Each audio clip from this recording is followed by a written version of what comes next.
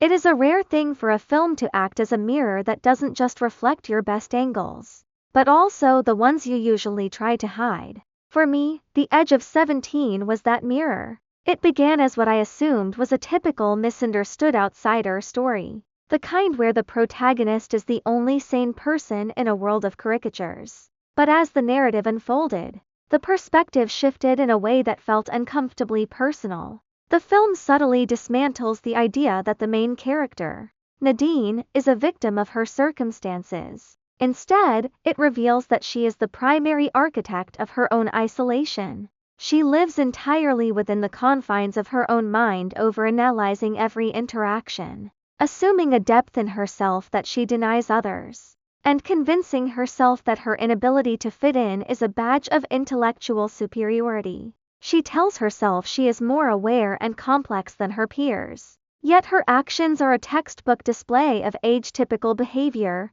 jealousy, impulsiveness, and an ego that thrives on emotional overreaction. Watching her was a confrontation. She pushes away the people who treat her with genuine kindness while chasing a fantasy that fits the tragic narrative she has written for herself. The movie doesn't protect her from her own flaws, it shows her being cocky, unfair, and at times, the true villain of her own story. It allows the audience to feel the frustration that those around her feel, and it forces a difficult question: does she not fit in because she's special, or because she's difficult? That question hit home. I've often carried that same quiet pride of being different or more self-aware than those in my own age group. But seeing Nadine through a cinematic lens made me realize that this mindset is often just a shield ego protecting an underlying insecurity. Generalizing an entire generation is a lazy way to feel superior, and trying to be different just for the sake of it is simply another form of conformity,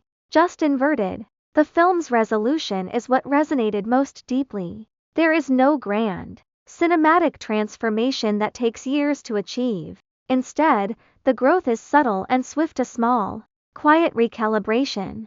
It captures the reality that growth doesn't always require a long journey. Sometimes, it's just the sudden, overnight realization that you aren't quite as special or as above it all as you once believed. The Edge of 17 didn't stick with me because the protagonist is perfect or because she finally won. It stuck with me because she was flawed, overthinking, and human. It reminded me that being equal to others isn't a loss of depth, it's just a way to finally stop pushing the world away.